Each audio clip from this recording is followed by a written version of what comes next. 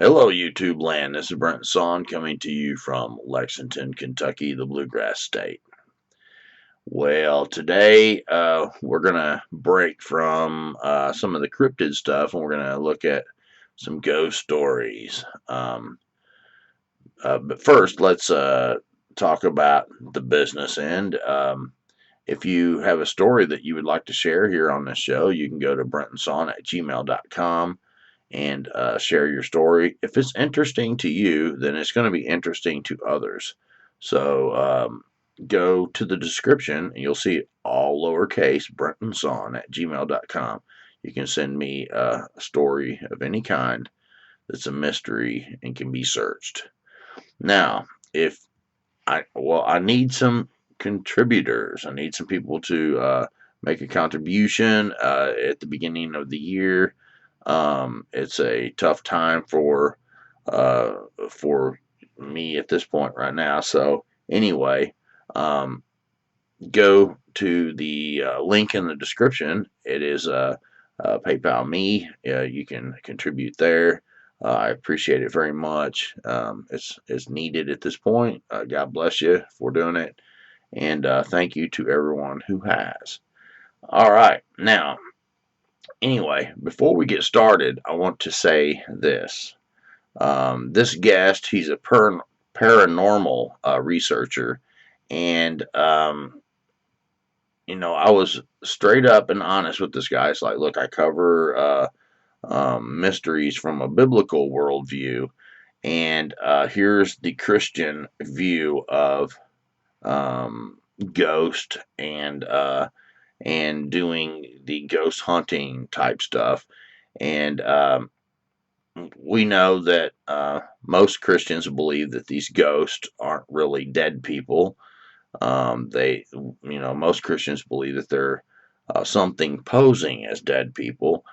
And then when it comes to going in and doing an investigation and you're asking questions of these, whether it be a dead person or whether it be a unclean spirit or demon or fallen angel or whatever. In Deuteronomy 18, 10, 11, 18 verses 10 through I think 12, it gives you a list of stuff that you're not supposed to do. And, necromancy is contacting the dead. So if it was a dead person, because there were people who could contact the dead, even in Old Testament times, like the witch of Endor, when Saul went to her and had her contact Samuel. Some people debate whether that was Samuel or not, but either way, it's listed, and that is contacting the dead, necromancy. And then communicating with familiar spirits.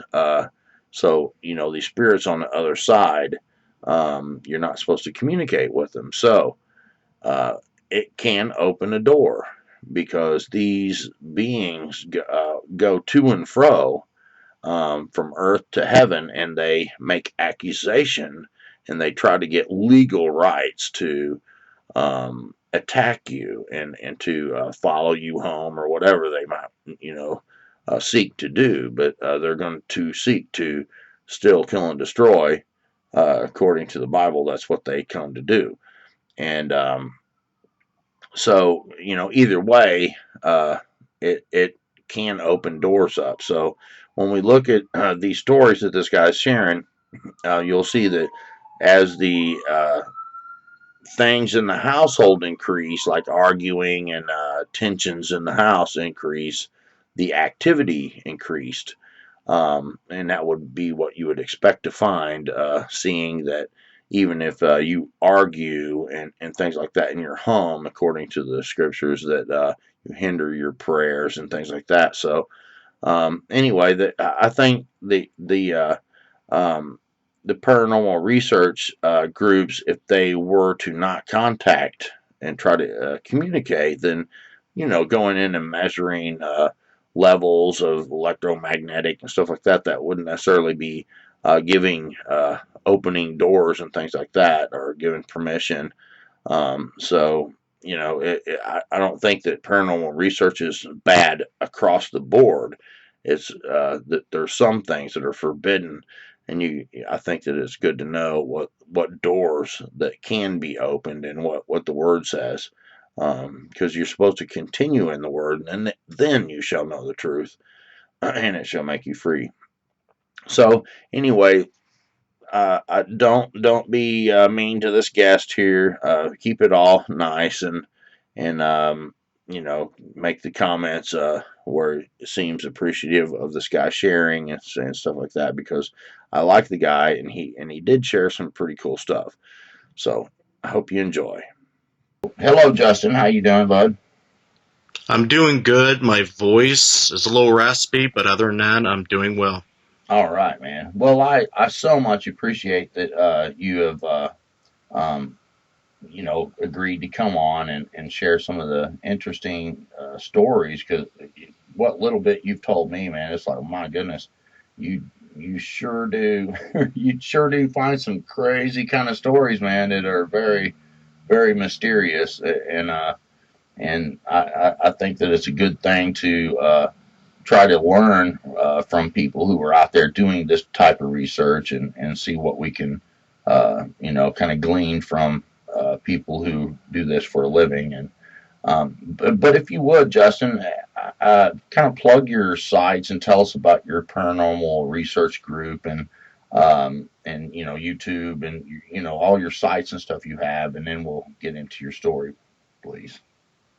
Sure. Like you said, my name is Justin Brown. I am the founder and lead investigator of a paranormal research group called Interface Death.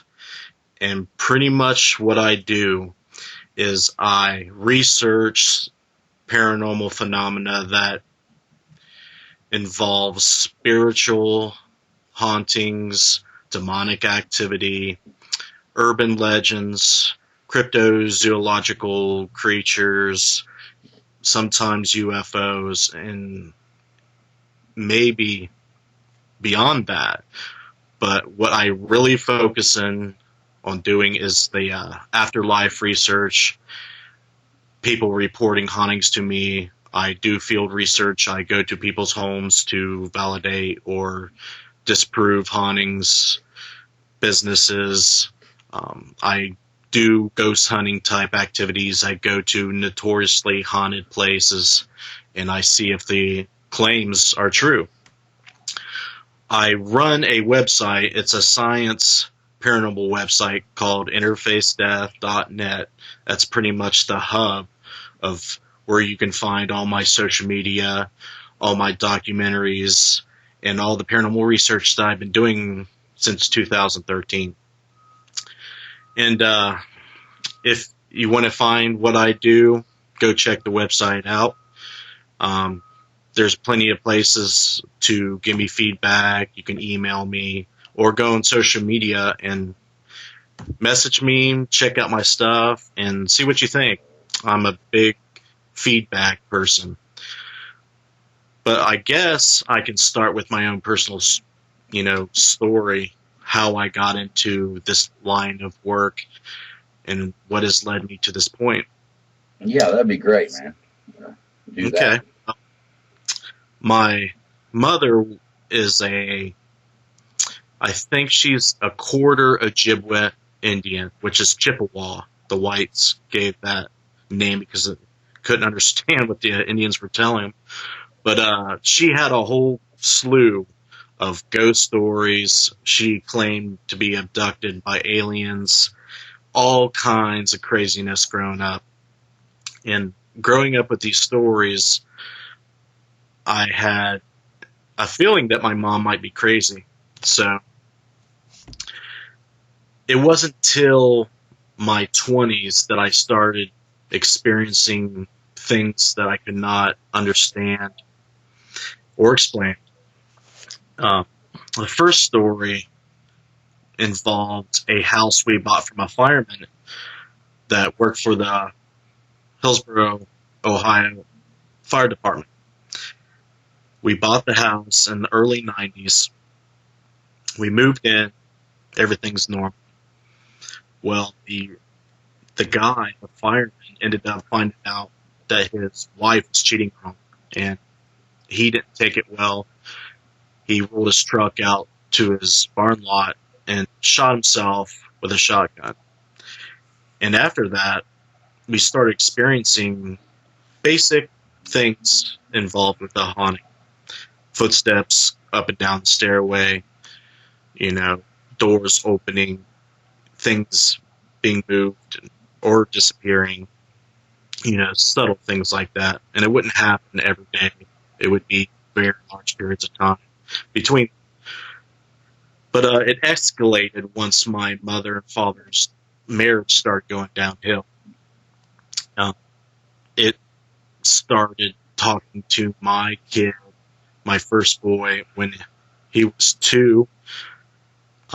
Not to go into a big, long story, but to make it short and sweet, at this point, between my mother and my father talking about all the activity, we believed that it was the spirit of this fireman returning. I was skeptical. My father was skeptical. My mother was pretty sure. But it wasn't until this point that I was sure about who it was.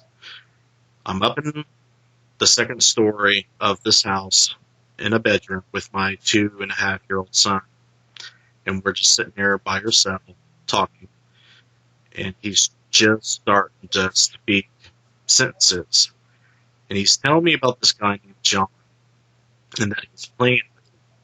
And I asked him, were you playing with your grandfather? Because my father was named John. He said, no. John Hart, he's dead. He said it just like that, as he was playing with a toy truck or something. So that freaked me out. The guy's name is John Hart. So I freaked out. I actually ran downstairs, ran outside, sat on the back porch, smoked a cigarette, and just freaked out for a good 5 minutes. And it changed. It really hit me that it's real. Okay. I wish I still had the luxury of doubting, saying everything that people report as far as science is all nonsense, either lying or whatever. So there's no way that my son could, let alone know the person's name. He could barely speak. So I knew he was talking to someone named John R., who said his name was that.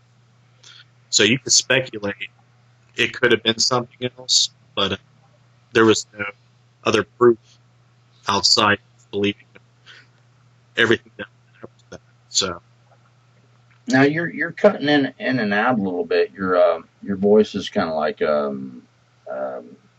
going. You can hear most of what you're saying, but it's kind of cutting in and out a little bit. I don't really know what that issue might be, but I certainly don't want to miss the story, man. It's you can pretty much tell, what you're saying for the most part, but it is a little bit sketchy. Let's see here. Do you have a way to adjust the what would you call it? The speed? Not speed, but the quality. If we could up the quality of the audio, just to make sure we're getting the audio through well. And I don't know if you have any adjustments on your end like that. I do. Everything is set to max.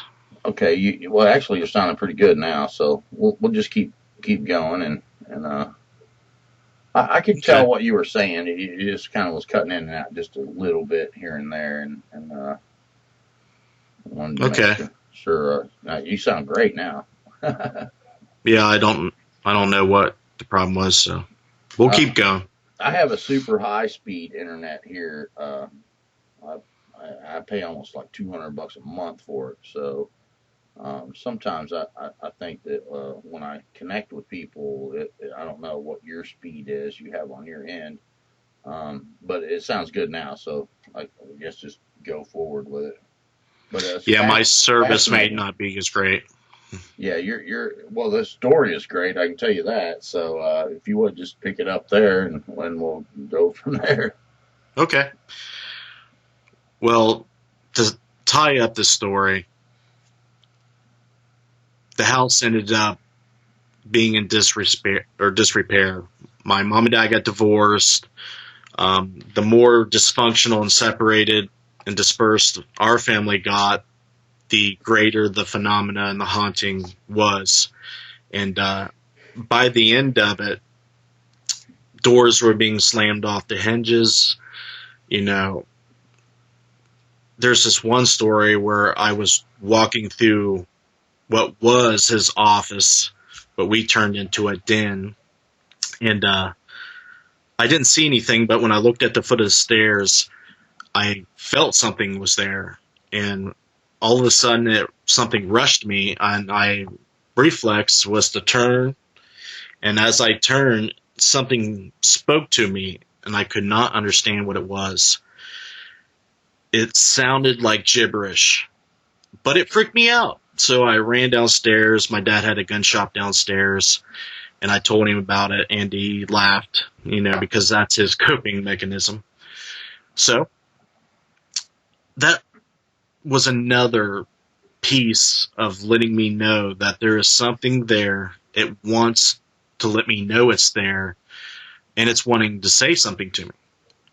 So my dad ended up dying from a massive heart attack a few years later, and the house was in so bad of shape, the city tore it down. And I wanted to go back and see if I can do some field research after I started doing that type of thing. But the neighbors would not have it. The flashlights and being out there really bothered them. So that's a mystery, and it's a part of my life that I'm not able to continue. But that's what got me really thinking. Is there a life after death? Is there a heaven and hell? Do people get stuck in between? Do people not cross over? All those questions that people have that experience this type of thing was swirling around in my brain. So some years later, in my mid to upper 20s, my mom had bought a house a little bit north of Hillsboro. It's called Washington Courthouse, Ohio. And before I moved in, I was living with my first son's mother's brother. Okay. Mm-hmm. And he started experiencing extreme poltergeist activity. And when I moved in, things would, move on their own. The TV and electronics would shut on and off. And it started to escalate. And one night I remember I was sleeping in the guest bedroom, and I felt something there. And it was almost like a sense of staring at you, but it wouldn't let me sleep. So this would go on night after night after night. And it got so bad, I would just get up, grab my kid, his mom, and just drive 45 minutes at 4 a.m. to my mother's house, just so I could sleep and not be disturbed by this. This happened probably for a week and a half maybe, and I was fed up with it. So I moved up to my mom's and was staying there with my boy and his mother. And a few nights after that, my son's mother, was reporting the same exact thing was happening to me. She runs in to another room. I'm watching TV late at night. She says, "There's something outside. Will you go and check and see if anything's there?" So I go do that. Of course, nothing there. I tell her she's crazy, go back to bed. Well, the next night, same exact time, she says something's in her room, and she is adamant about it. So I go in there. I don't see anything. I flip on the light, And what I do see is this ball of energy.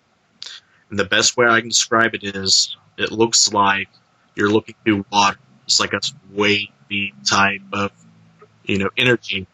And on the outside, it's got this snowy, static look.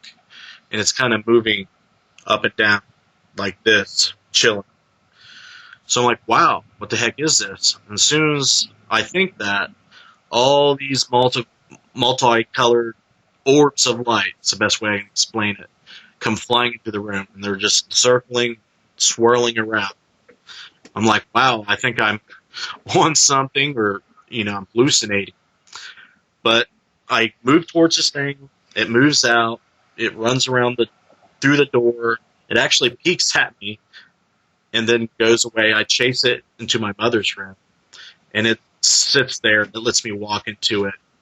It's so strange. I remember this like it's yesterday.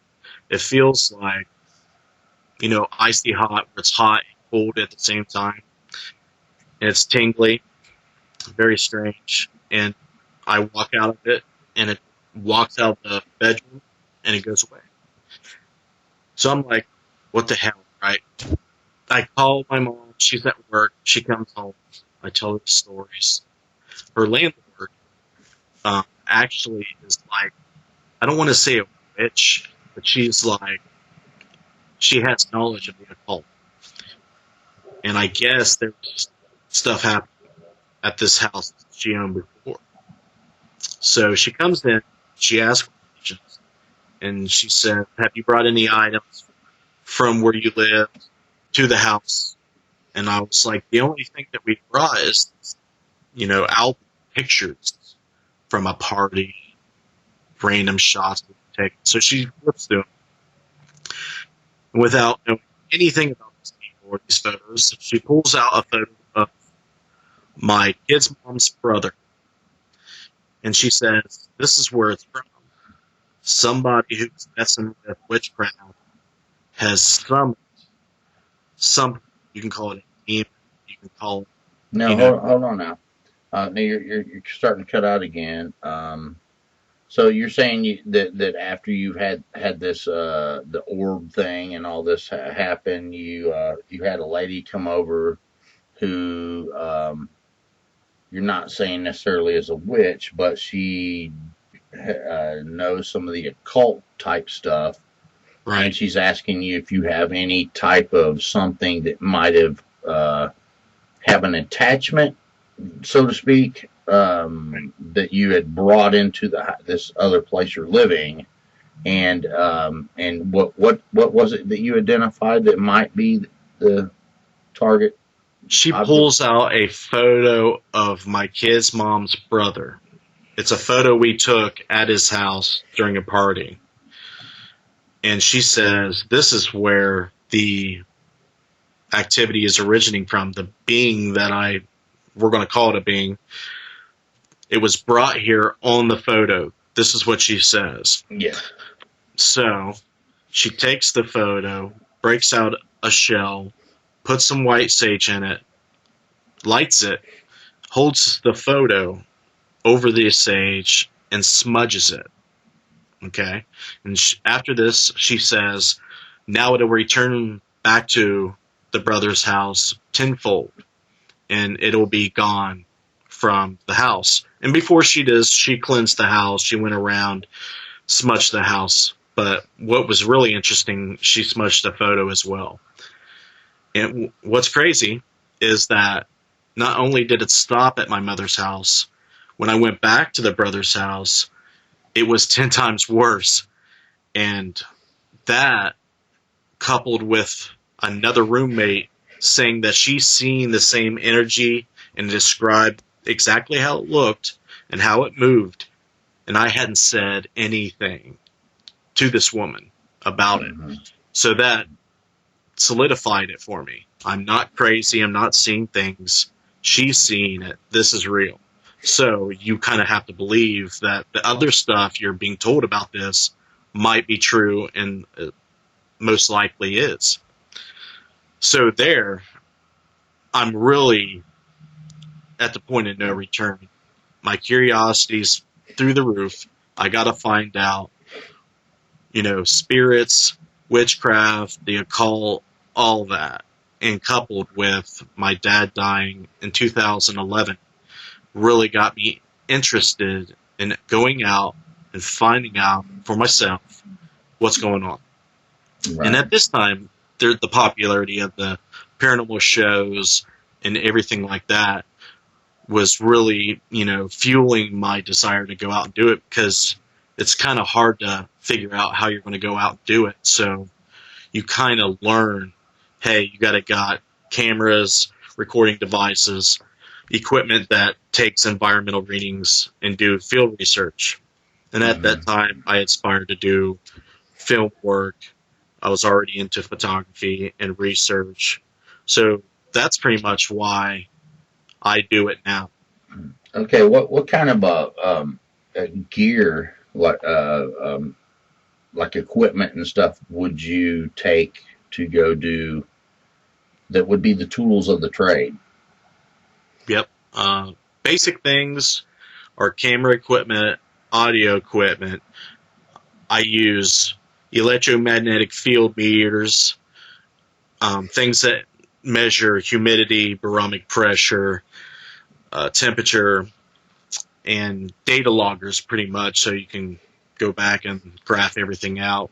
If something happens, you can try to correlate some of those anomalous readings to what you experience. Hmm. And there's other research tools that you might see on TV, that we research, ITC devices that allegedly speak to spirits or what have you, devices that are, in theory, supposed to detect entities or something anomalous. Right. No, I really think that the electromagnetic stuff, um, I think there's something to that, because even in the cryptid realm, and there's a debate whether sometimes some of these cryptids are paranormal or they have some connection to the paranormal or not, but they tend to be able to use electromagnetic, um, uh, somehow. They're able to use that somehow because sometimes people get zapped, what they call it in like the Bigfoot, some of the Bigfoot encounters, and it comes off as an electromagnetic phenomenon, that feels like electricity that hits the person. And even sometimes, like I had a guy on the show the other day, Scott Carpenter, and he had blood in his urine the next day, and the guy who was with him had blood in his urine. He didn't really necessarily feel the zap so much, but he said it felt like electricity hit him, and that made him think that there was something more on the supernatural level. So when you're using these electromagnetic type detector type devices, I really think that there is something to that I would put more stock into that. So a lot of times when you have activity in a place and you use a device like that, how does that work? That you would pick up maybe some type of electrical, some type field, or what is it that it's detecting? Well, first, for your listeners, and maybe for you if you don't know, what generates an EMF is, let's say, a electron that has a charge moves. And if it moves, it generates a field, a magnetic field. So the theory is, if it's a cryptid being or a supernatural being, if it's made up or emits subatomic particles like an electron, it could be a muon. There's a whole host of particles out there that could generate a magnetic field. So you'll have to have charge and movement for the detectors to read it, pick it up. So one or two things are theorized to be happening. The first thing is the entity or the phenomena emits some type of particle that generates the field, and the detectors will have a sensor in them, and it'll pick up those fields. Now, another theory is the dimension theory. Now, if stuff moving in and out of our realm of existence, the dimensional phenomena may be what we're detecting. It could be quote unquote portals or something to that effect. You can detect ions, gamma radiation. There's a whole host of scientific equipment you could use to try to support whatever hypothesis you have. So that's basically why we use the detectors. And another number one reason is people have sensitivities to electromagnetic fields that are emitted from their house and appliances and circuits that power their house. So we initially go in and see what type of fields and magnetic fields that the circuits and the appliances are emitting. And if they're high, we see if the symptoms or the phenomena that we're reporting are aligned with symptoms of being subjected to high magnetic fields, which is very common. So that's the first thing you want to do. But if you rule that out, or if you're detecting or measuring anomalous fields that occur outside of that baseline, then that's something to help the research. Yeah, because I mean, sometimes when you go do like you research a place, if it's underneath maybe like um, high powered electrical lines, that could be like a hallucination phenomenon from the electrical field. Is that correct? Yes, it can cause headaches, hallucinations, the feeling of being stared at or some type of invisible presence, anxiety. There's a whole host of things, but the most commonly reported is the headaches, the feeling of being stared at, anxiety, especially if you have a sensitivity to it, because there's an actual scientific term that I can't think of right now that people have a higher sensitivity to it. Yeah, and it reminds me of I can't remember what the guy's name is. A doctor who did a study with the God helmet. Mm-hmm. And he put the basically magnetic stuff on this helmet and over the like the temple areas or the frontal lobe, and he would bombard it with electrical phenomenon, and it would make people experience a lot of the types of things that you would see in like UFO abduction, Mm-hmm. and things like that. And it made me wonder whether um, if the electrical phenomenon was actually opening them up to experience something that was real, or was the electrical phenomenon opening them up to experience something that wasn't real? Was it intrinsic or extrinsic kind of thing? Because I had an encounter with a being one time that came into my room when I lived in Texas, and this thing had a some type of handheld device, sort of like a wand type thing.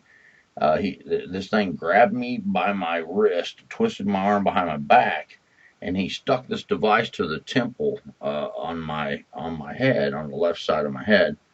And when he did that, I saw a doorway open up, and I was wondering later in life when I heard about this God helmet thing and stuff like that, if that was something real that happened, that I knew that the thing that grabbed hold of me was real, but what I saw up in the like to the front of the room where this door opens up, was that real?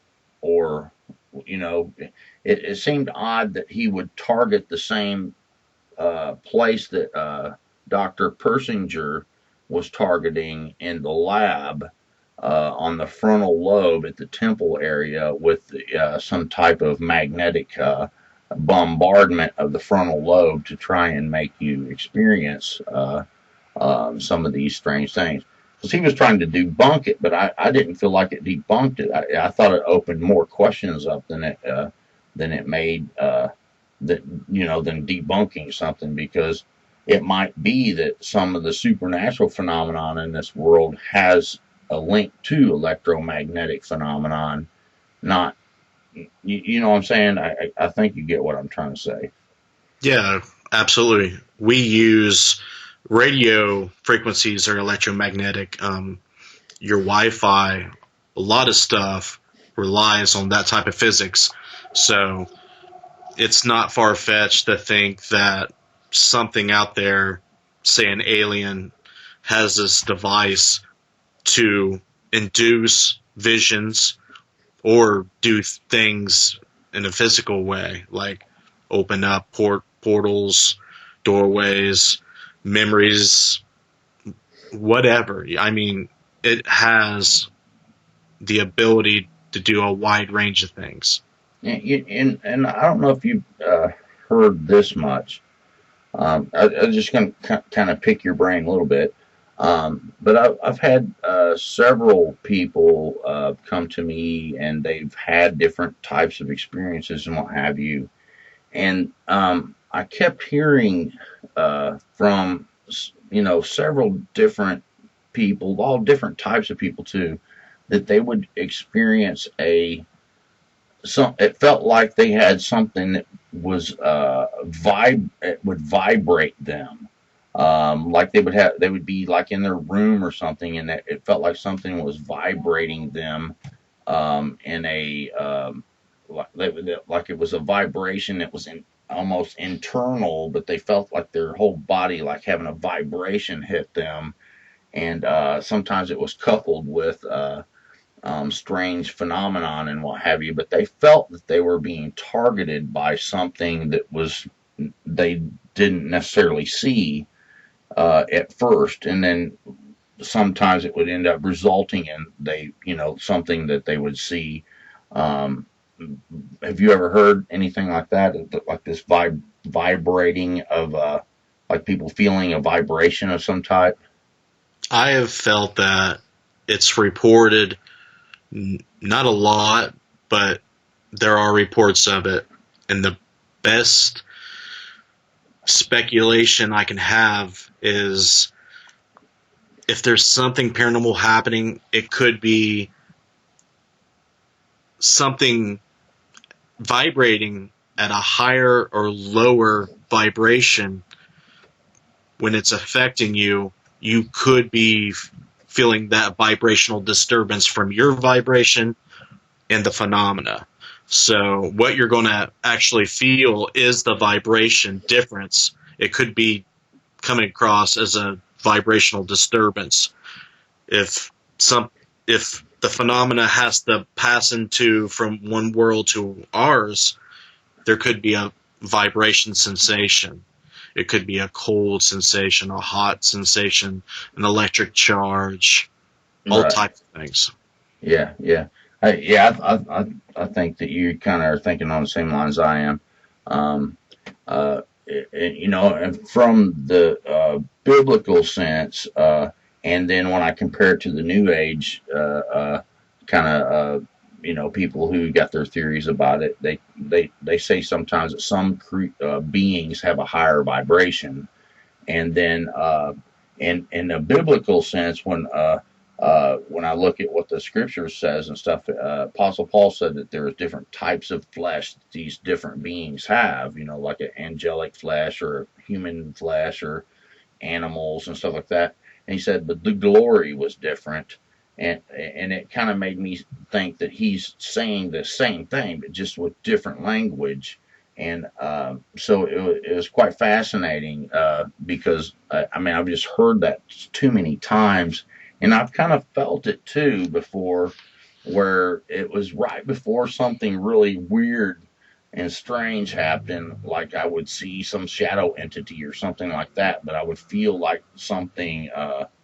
It would almost be like a vibration, almost like if you weren't thinking of anything paranormal, you would almost think there was an earthquake that was kind of a little distance from you, and you were feeling the whole earth vibrating a little bit. You know what I'm saying? So, yeah, that's interesting that you've ran across the same thing. And so, I appreciate that, man. Uh, anyway, you were telling me about this one story, where it's kind of like a ghost story with the girl, who died. Could you kind of get into that story a little bit, and then maybe we could talk about the second ghost story that we had talked about, and then the UFO thing. I would like to get to that too, because I think the UFO phenomenon itself is really interesting too. Sure. In 2014, I had a member of my team that had a cousin who went through something pretty tragic. His daughter, 15-year-old daughter, had died in their garage at their home. And without giving up too many details, she suffocated to death due to a respiratory issue. She passed away in the home, and they started experiencing a haunting. And they were sure that it was their daughter's spirit. And the mother was very attached. She wouldn't, heal from the experience. She wouldn't let it go. If you would go into the house, there would be shrines with her pictures, holy rosaries, because she was Catholic, she was Philippine. And there would be little shrines of her daughter. They left her room exactly how it was. It was 3 days after Christmas in 2013, and the tree was still up, presents still under the tree. So it was like a time capsule when I walked in. But the father was a wreck. He couldn't handle this whole situation. He wanted to get past it, as hard as that is. But, he wanted to get on. He wanted to do the thing he needed to do. Their marriage was rocky. They would be fighting. They're very distant. So the father was very skeptical of this sort of thing. He'd had no belief in it, but it was at the point where he had to know what was causing this stuff to happen. And a quick rundown of the phenomenon was cold spots, being touched, voices. The mother was experiencing these dreams where her daughter was holding her hand, and she would wake up in the dream and see her daughter actually there in her bedroom holding her hand and then vanish. They would have guests, family members come over and be woken up by being touched on the face and other phenomena, and they would be so terrified they wouldn't return. So he wanted to get to the bottom of it, but he couldn't let his wife know that he was calling in an investigator. So while she was at work, me and my team went in, set up recorders, set up surveillance equipment, and did our thing. And what makes this case so profound and noteworthy is not only did I capture 8 hours of sounds of the death, gasping, voices, her saying her name, anomalies flying through their house, our computer equipment was shutting on and off by itself. And what is really crazy was he gave me these two pieces of notebook paper, and on the paper he has all these things he wants to say to his daughter, all the questions that he wants to ask her, but he can't. He wants me to ask her in spirit. So at this point, we set up an experiment with what's called a spirit box. And the way I do spirit box research is I set it to a channel where there's just nothing but white noise and static coming through. And I set it there on the table with a recorder, and I ask questions to see if I get electronic voice phenomena to occur. So in theory, we won't hear anything at the time, but when we play it back, we'll hear something. I get to the end of the list, and it says at the end, I love you. So I say that, and I'm like, okay, if you're here tell your father that you love him. Let him know that you're here. And this is the first piece of video evidence I have and audio evidence of an actual EVP that you could prove. I have the video footage of me asking while the white noise is being played, nothing comes through. When we play it back, this creepy, crazy voice saying, "I love you," is on the recording. So we play that back to the guy, and he's saying, "Well, it doesn't sound like her. I hear it, but it doesn't sound like her." So we had to explain to him that people in spirit don't have vocal cords. They have to use the white noise as a medium in which to speak. So after 5 times of repeating it and replaying it to him, something crazy happened. He feels this rush of energy come down the hall from her bedroom. It makes him turn around, and this voice that we also captured saying his name, and makes him jump out of his chair, white as a ghost. He's falling on the floor, and he's freaking out. So what we would call that is not a visual manifestation, but an, a type of manifestation. So what we gathered from that is she's trying to tell her father, if it's in fact her, because you can't know for sure, that that is her saying that as confirmation. So I thought that was very profound. What the ending of the story goes, if it was her spirit, maybe since the activity stopped after this, I helped her move on. I helped him stay with his wife, patch things up, and maybe give some answers to the phenomena that we're reporting. So that experience coupled with the evidence I got makes that stand out, and it's a personal, experience. I mean, whoever has kids out there, their worst dream and in nightmares to have kids die before. So it was touching, it was sad, and crazy that we got what we got. And if you're interested in seeing this recording, the playlist on my YouTube channel, it's called EVP in the Field, and that recording is on that video. So you can check that out if you would like. Yeah. Yeah, you're kind of cutting in and out again there. Um, yeah, that's a very interesting case, that's for sure.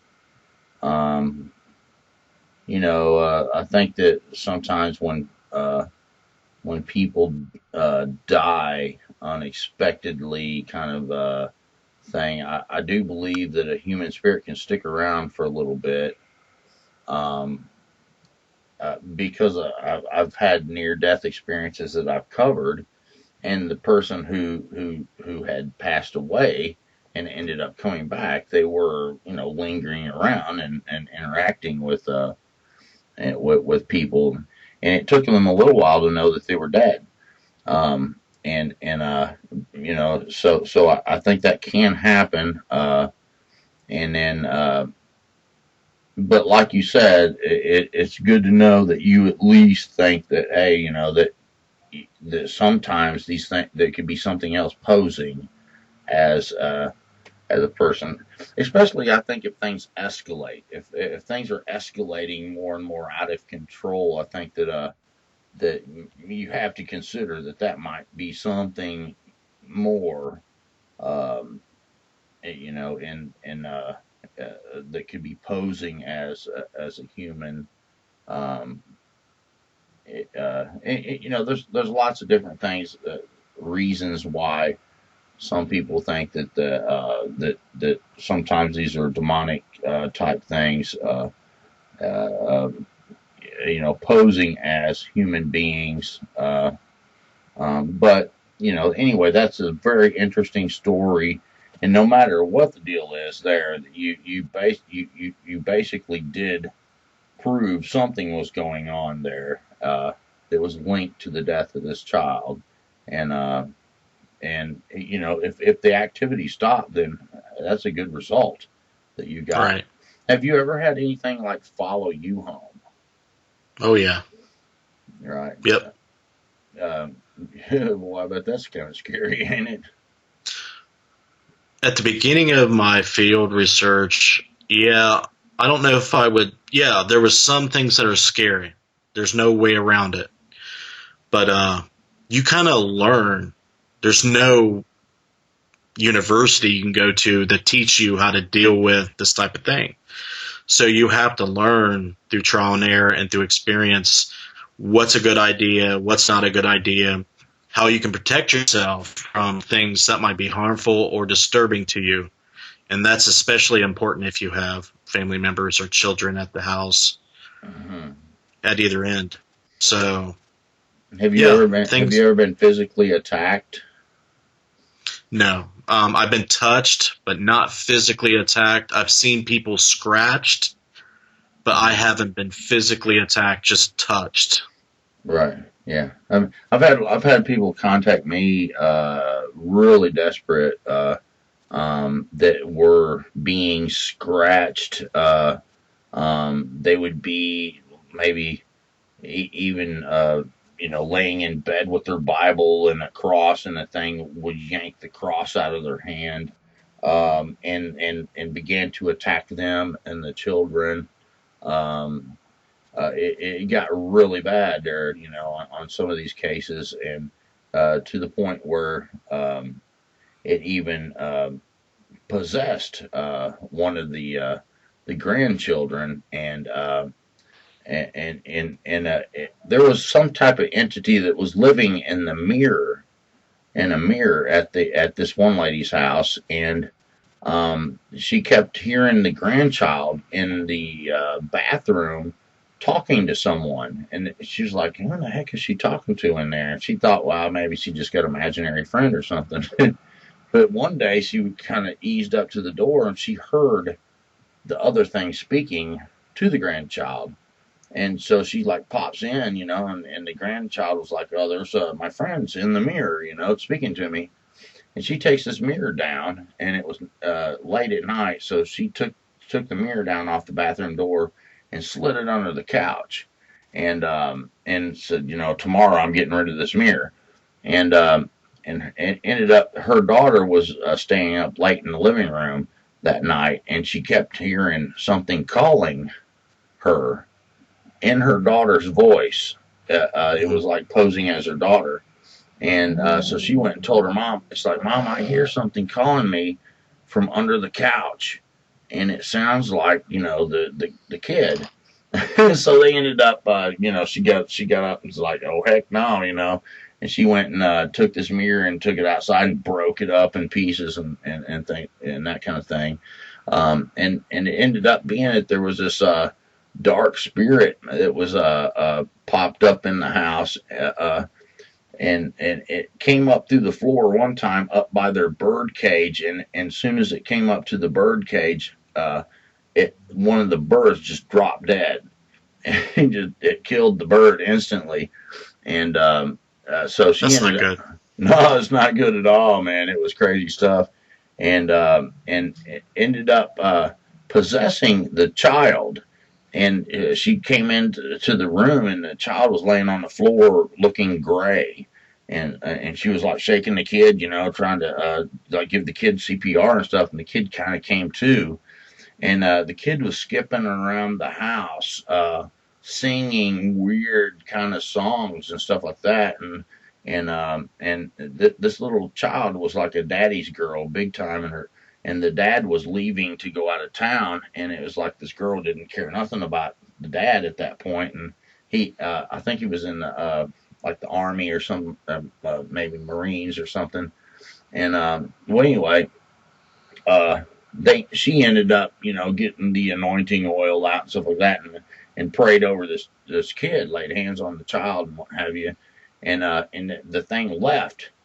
And as soon as the thing left, the child was like, "Where's Daddy?"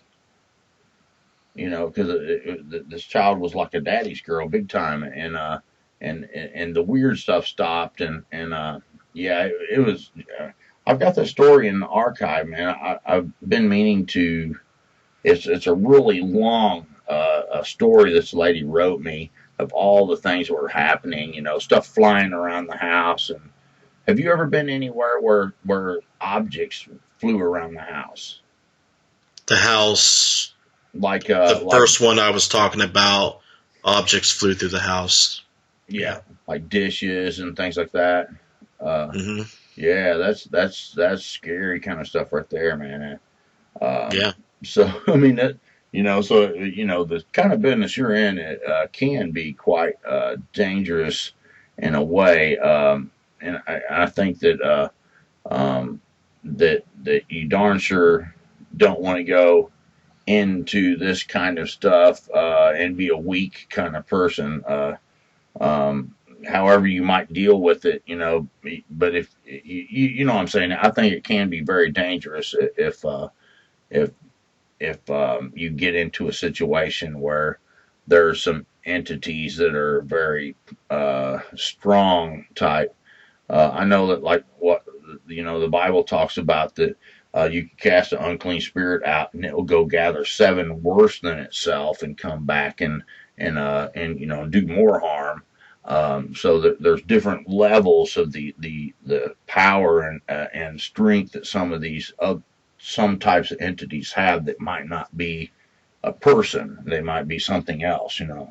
So um, just collecting these stories over time, I found that sometimes there's some things people encounter that are way more dangerous than the lighter activity that others might have, that might pop up in their home and they see something, but it doesn't really progress into something way worse.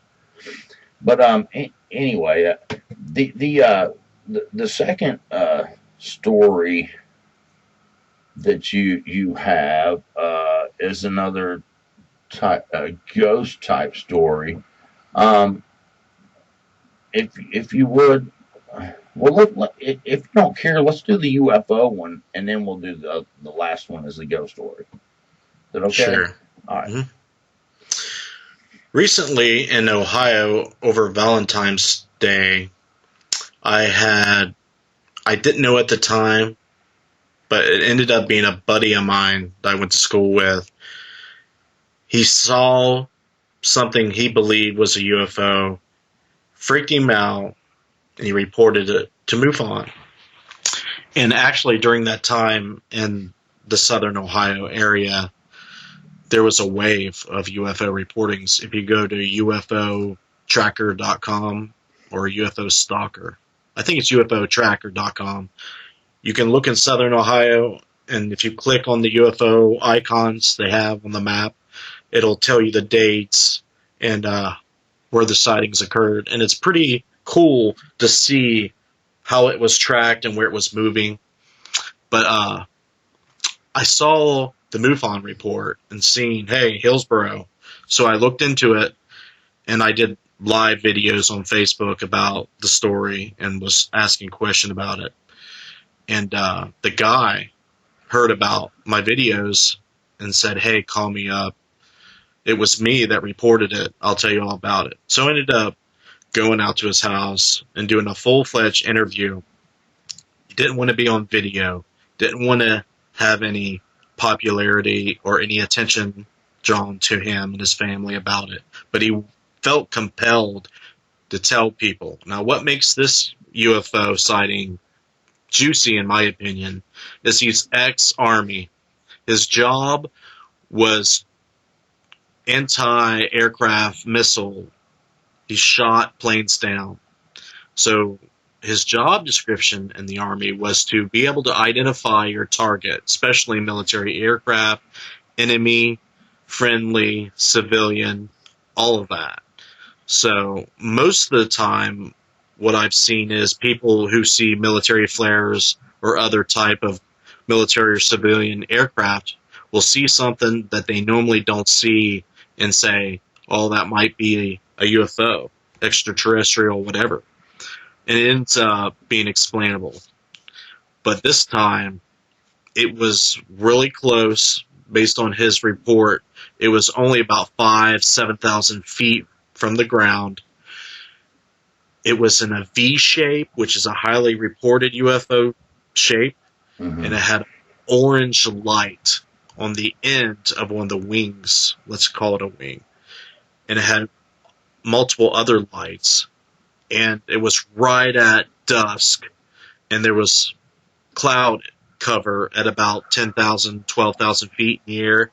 And he said the lights on the craft were so bright, it cast it let him see the shape of it. And it was moving slow, didn't have any sound associated with the craft. It kind of floated or hovered south to southwest, and it turned like a plane would bank. And when he said it did that, he could see the actual shape of it. And he drew a picture of it that I might have here for you guys. Hold on. You're going to see it, a picture of what he drew. Okay. The green screen might be a little funny. Cool. Yeah. It's like a V shape, and right here is the orange light, and he has a bright white light on this side. So it was not only V shaped, but it was almost boomerang shaped too. Right. That's what he said. He said it was boomerang shaped. And he yelled for his kids. He's freaking out because he's never seen anything like this before. He said it was the size of 2 aircraft carriers. And an aircraft carrier is roughly 600 feet in width. So you take 2 aircraft carriers and put them nose to nose. Okay? Yeah. 5,000, 7,000 feet in the air. He's yelling at his kids. His kids come out. I interview his kids. I make them draw, pictures. And they're drawing me the same shape. And it freaked the guy out. He didn't know what to do. So I went to his house. I'm going to release this interview on my website once I get everything. I got to do some legwork. I got to call the Wright-Patterson Air Force Base in Ohio to make sure that, they weren't doing anything. I got to try to contact a few other these people that cited it as well. And once I get everything, I'm going to release that. But I thought it's right in my neck of the woods. I might as well try to do some investigative reporting on it and try to figure out what it could have been. Right. So there you go. Southern Ohio, I'm thinking around 24 sightings within 4 days of each other. That was reported. Now, when I did the live videos and he reported it, he had people he did not know calling him up, emailing him. I had people commenting on my live stream saying that they saw something very similar. So we're talking about probably a few hundred people that could have saw this. Right. Huh. Yeah, that's very intriguing. That's a huge craft too, man. I mean, and to have a person who is a trained observer to be able to know what he's looking at in the sky, whether it's military or not, because he might have to shoot it down. Right. That's a heck of a good witness right there, man. Yeah, and I know the guy. Yeah, well, that's an excellent report, for sure. Did anybody in the area claim to have any contact with the entities on this ship? 2014, if you look into the MUFON files, a neighboring village of Hillsborough, it's called Carmel. Mm-hmm. There was a 60-year-old ex-Marine who had contact of the fourth kind, where the thing ran across the road at night when he was going home. And this thing is crazy. If you look it up, it looks like ostrich legs attached to this straw-like torso, and it has no arms and no head. Sounds crazy, right? Yeah. And it's multicolored. It's white, gray, and red. Okay, and this ran across Carmel Road in 2014, and the MUFON didn't report it, but another paranormal group locally from Hillsborough, Ohio, went to the guy's house, and he talked to him and claimed to have been abducted over a long period of time. The crafts were stalking him, abducting him, and all kinds of things. And that kind of ostrich-looking thing has been seen all around Highland County in southern Ohio for the last 3 to 4 years. Wow, that is incredible. Um, you know what? I had this one lady come on, and she has a site called Strange Ohio, and she had this one story she was trying to explain, and this thing that she saw sitting there, um, her and her fellow researcher um, claimed that this thing kind of looked kind of I can't remember what she said the whole body part looked like, but she said this thing had bird legs. It was like the legs would look like a bird, and she Like an swore, ostrich. yeah, like an ostrich. And that, wow, that's very interesting because that was in Ohio. And I mean, the way she was explaining it, I really didn't know what to even think about it. I believed her. You know, she had several other stories. She was kind of a cryptid researcher, but she kept swearing this thing had a some bird type legs, and then I can't remember exactly, but it seemed like it had something else about it, like some type of something it also had that looked like it was ivory or something. I mean, I'd have to go back and listen again, but the bird leg thing really stuck out to me. I was like, I've not heard that before. You know what I mean? It's like, Me neither. but there has been a few UFO abduction scenarios where I've heard of a bird type creature where it had like a bird legs, and the whole creature looked similar to like a big bird type body that was really erect. So if that was running across the road, it didn't like have arms and things like that. So I could see it looking like what you just explained.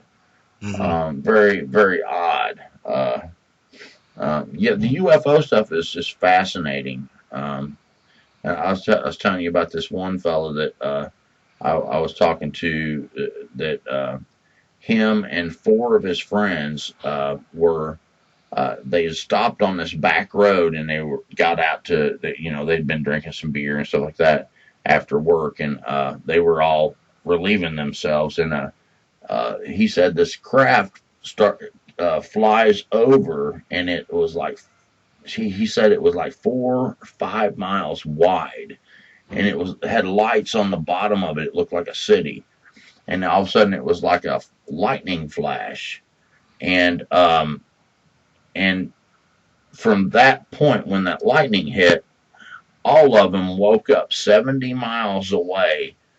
They were all sitting in the truck that they were in. They had, you know, drove there in. The bulbs were all melted in the sockets.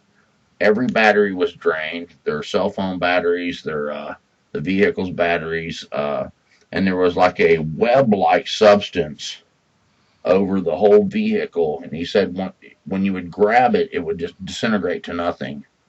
And they ended up having to uh, take off on foot to go find help because everything was dead. And every one of them had a hole in the small of their back that has not healed for 30 years.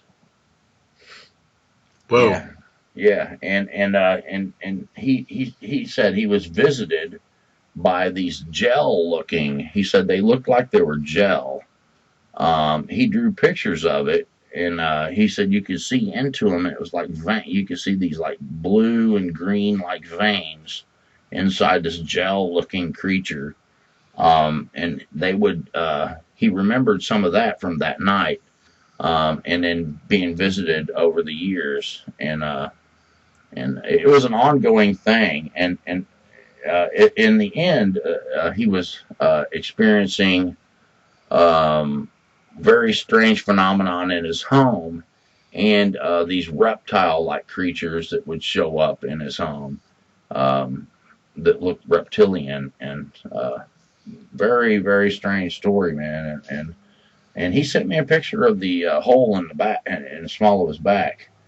Um, I ended up not putting it in the video because when he took the picture, he had too much butt crack in it, and I was like, dude, it's like, man, he, he was French Canadian, they don't mind so much. So it was like, man, I made a rendering of it, I did a painting like Crop. yeah, yeah, I should have cropped it, I guess. Um, but they all had that, and I thought it was very strange that he said that these gel-like creatures would come to his home, and they could shrink themselves down and go in that hole in his back. He said.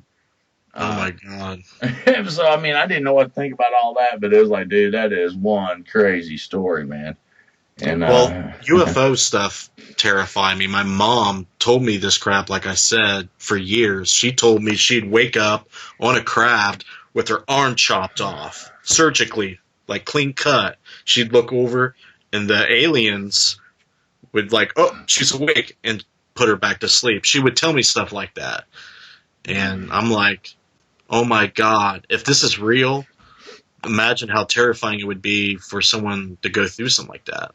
oh man, yeah, that's yeah, it's very, very crazy. And, I've had several stories of people even remembering what happened in the craft. Like a floating box comes around into the room where uh, they're sitting on the floor with other kids, like when this person was younger, when the abductions were happening, and he said this box would float, and it had a side that would light up, and you were supposed to touch the box when it lit up, and just all kinds of really strange kind of stuff, and then next thing you know, they would teleport you back to your room, and it's what do you make of that? It's like that just is bizarre. I'm glad I've not had that happen to me, man, because Me too. I don't want to be taken and have all the strange kind of experiments run on me. But Nope.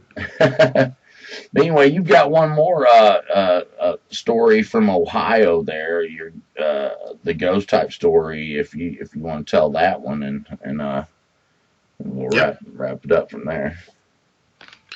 Yeah, this one is really cool. It's not every day that you get a case that's been on a paranormal TV show.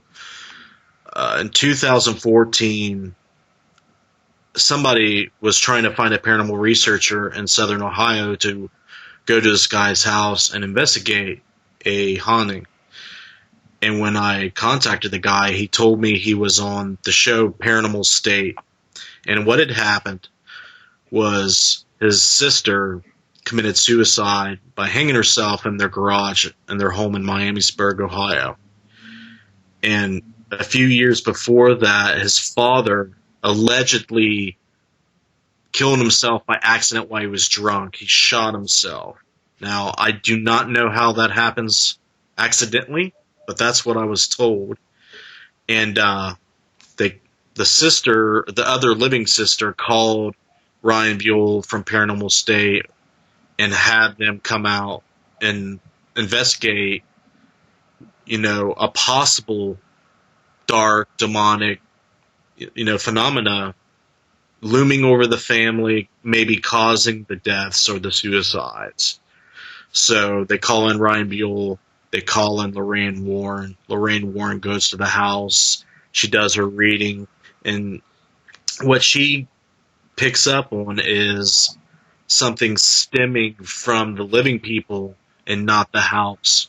So, based on what Lorraine Warren said and what this gentleman, the brother of the sister, said, somebody in the family had opened up or made themselves vulnerable to something dark. whether it be a curse, demonic, or otherwise. That's yet to be seen. But what happened with the TV show? If you want to watch, if you go to dailymotion.com, they have it on their website. It's Paranormal State Season 5, Episode 10, To Do Bad Things is the name of the video if you want to check that out. But the mother put an end to the investigation on the show because she didn't want her skeletons being let out. She wanted the house to be investigated, not the people. So the show kind of ended up weird and awkward. But the guy, years later, calls me up and says he's experiencing things at this apartment complex he lives in Dayton, Ohio. So I go, he interview the guy, he tells me that something in the attic is banging on the ceiling. He's hearing voices, things are scaring his children. He has to pray to his kids every night so they feel comfortable going to sleep. So when he's telling me this, I'm like, oh my God, I gotta go check it out, see if there's something wrong. Because when there's kids involved, I don't mess around. And I go do it right away. So I go set up the equipment, do my thing, and everything he said happened. Uh, Cases of our equipment flew off the surfaces we had it on. We recorded voices saying, you know, I'll make your kids pray at night. Other voices were heard on our recordings when no one said it. We had devices being set off. A REM pod which emits a radiomagnetic field and works on like a capacitor. So if there's any difference in charge, it alerts. Poundings on the ceiling from the attic. Everything that I reported happened. So that was fascinating to me. So I left the case open. It kind of died down, but this guy is reporting stuff to me like every so often. And I think it's been 3 years. He ended up getting divorced with his wife, and he's with somebody else. He moved to a different apartment, and now he's reporting crazy stuff. He says he hears sexual noises coming from his bedroom. He thinks it might be his girlfriend, and he tries to record it, and he doesn't quite record it because he doesn't have good audio recorders. But he also reports that this black-eyed child-type entity visits his girlfriend's dog, freaks her the heck out. They see shadows in the hallway. Refrigerators have been moved. All kinds of stuff.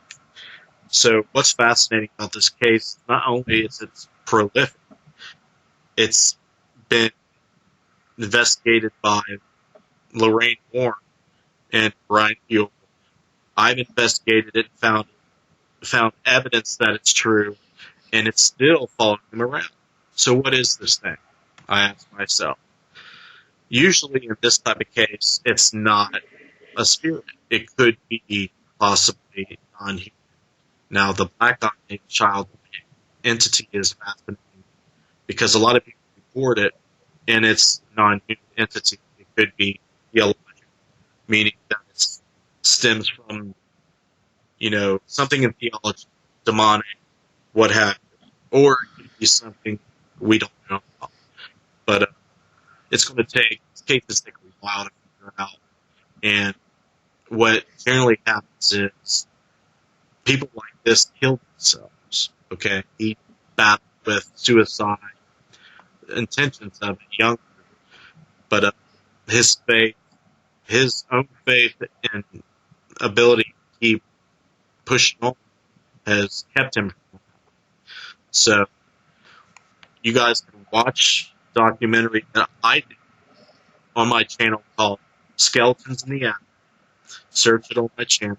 You can look up Paranormal State. So, and this weekend is when I'm going back.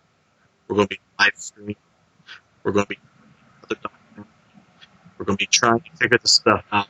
And I already know that we're going to get stuff that's probably pretty crazy. Yeah, man, that sounds like a bad case there. It certainly sounds more on the demonic side to me. It could. Um, yeah, because I mean, it's just that's some tormenting type kind of activity there. But wow, man, I tell you what, there's people go through all kinds of crazy stuff in this world, don't they? It's Yeah, absolutely. you sometimes need to be thankful that you don't have stuff like that going on because I couldn't Yeah. imagine living like that. That'd be horrible. And I've had a lot of Yes. people contact me with the same kind of stuff, and basically I help them, uh, get the activity to stop through, um, uh, you know, I try to figure out what the door was that was opened. And Hmm. because a lot of times there's something that happened that opens the door to this type of that, especially that extreme of stuff. That's that's what Lorraine Warren said. Yeah, yeah, um, and typically, almost every time, we could get the activity to stop through prayer and stopping or dealing with whatever the door was. And but you know, not every time. Like you said that the woman didn't want to continue because she didn't want the investigation to be on the people. So Right. there was a secretive part about this that would keep it going on if she didn't deal with what the root issue was. And so you can't stop it if you don't deal with that. And but I agree. I can see you don't, some people don't want their stuff aired on television, but you might deal with that more in private with somebody, and deal with the problem from that point. But anyway, Justin, I really appreciate you coming and sharing, man. It's some fascinating stuff, and sounds like you've really um, have come across quite a few interesting and very, very strange cases, and helping these people to realize that they're not crazy, and Hmm. helping them get to a point where they could maybe somehow begin to deal with it. Um, 'Cause a lot of times people think, well, I must be crazy, and they never really ever experience or go forth to try to solve the issue until they can get to a point to where they know that this is real. And it sounds like that you've helped people get to that point to where they can realize, hey, this is happening. You're not the only one, and that's very helpful to people when they know they're not the only one, and these things happen to other folks. I And agree. yeah, so thank you very much, You're Justin. welcome. And if you would send me email with some of your links and stuff, and I'll put them in the description, Sure. and so people can go check out your sites and things like that. And just hold on for just a second. Everybody out there in YouTube land, thank you for listening. I hope you enjoyed this episode. I think it's been fascinating. Like I said, you go in the description and find my email address there if you got something you want to share. If you want to contact Justin here, we'll have his stuff in the description also. And I want to give a shout out to Tina. She's the one who hooked me up with Justin here. She's kind of a super fan for me and Justin, I guess. And so thank you, Tina. And if you want to contribute, there's the information in the description also for PayPal me. And until next time, I'll see you all on the next video. God bless and goodbye.